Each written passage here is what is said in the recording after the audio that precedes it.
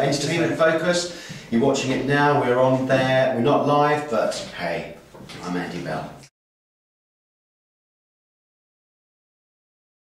I'm very good, thank you very much. Yeah, it's not too bad really. I can't complain because it keeps me off the streets, which is, you know. The second solo album, Non-Stop, was a collaboration with a guy called Pascal Gabriel, who's done Little Boots and my favourite, Miss Kitten, and some Kylie stuff as well. And I wanted to make an electronic disco record really.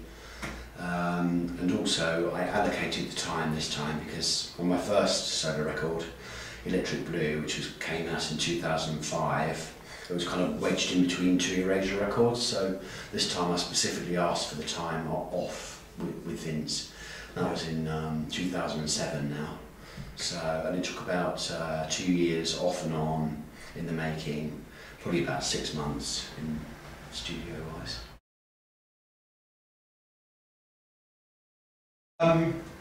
Well, it's sort of the third track released really from the album because one was put out as a taster, Running Out, which is the first track, which I kind of prefer. It's, I think it's a bit more kind of clubby really.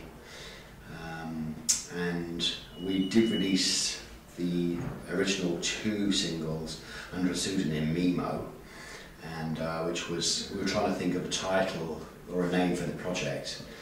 And I have a friend in Mallorca in Spain who lives in Dea, and his father passed away and that's the family name, and he now owns the bar, the local bar where we hang out. And he said, why don't you call it Mimo? So we thought that's really good. Then we did a couple of releases under Mimo, and then there's a DJ called Chris Mimo who contested the name, and EMI had just been in a legal dispute that they'd lost, so they didn't want to get into another one, so we reverted the name back to Andy Bell, which I was quite pleased. And you went back to releasing Call On Me. Yeah, so we released Call On Me to the radio just this week, or it's out this week. Vince Clarke did a remix for me and Dead Boy did a remix. And really it's kind of another sort of disco tune really, with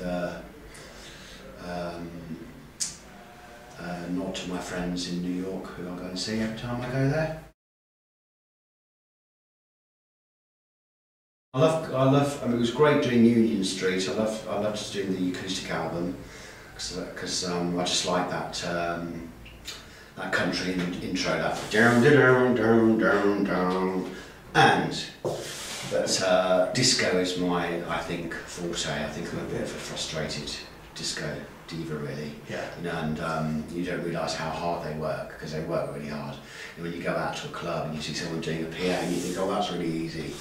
And then when you actually get down to doing it, it's not easy. And also, I just love the art of the remix, and they just lend themselves to be remixed, all those songs. Yeah. And I love electronic music, it's in my blood.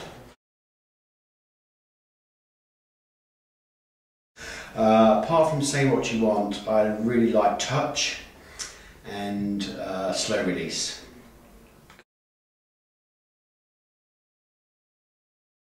Yeah, Debbie Harry Drag Queen. It wasn't going to be about her in the first place, and we came up with the verse, which was I love the way that you do your hair, so beautiful, whoa. I thought, who can this be about? Because it's a complete Blondie riff, the whoa part, and then we just had this chorus, which is da da da da da da da da da, and I thought, I was just trying to think of words that fit to that, so it just came out, Debbie Harry Drag Queen, and that was it. It's not because she's a drag queen, but because there are no pretenders to her, and she's the queen of the New York underground scene. Quite different. I mean, I've become more and more involved, I suppose, with Erasure. I mean, I mean, our roles are quite defined in Erasure, so I mean, when we're writing songs, usually I come up with the top lines for the songs and then the lyrics. But because I like doing remixes, I like to get my hands on doing a few of the sounds as well, which for Vince, that's a huge thing to hear for him to let go of, you know, because that's what he does. And I mean, I love his music, I love his sounds, and I don't think anybody can beat them really. And I do suggest bass lines and things like that sometimes, and riffs, you know. But being in the studio with Pascal is kind of more of a sort of free-for-all, where, because it is an Andy Bell project, I can tell him, I'll try this, and also just production-wise, being there for the whole mix. You know, I've been there with, I was there with the mixed Nightbird for Erasure, with the guy. But anyway, so I mean, it was very nice just being there for the whole thing, you know, from beginning to end. And what I'm looking forward to most with the new Erasure album is actually being in the studio with Vince, because we do tend to work separately. So I'm going to go and see him in after July the 4th for a couple of weeks and be in his new studio. Well, obviously Debbie Harry. I would have loved to have done a song with Kirsty MacColl, because I really love her, and she was a bit of a mate of mine, and we hung out a little bit, not very much, but a little bit anyway. And she died on the day that my own boyfriend then came out of a coma, so it was kind of very poignant, you know. And but I think she was an amazing songwriter, very underrated, until after she died, which is kind of, that's what genius usually happens to genius people, you know. Yeah.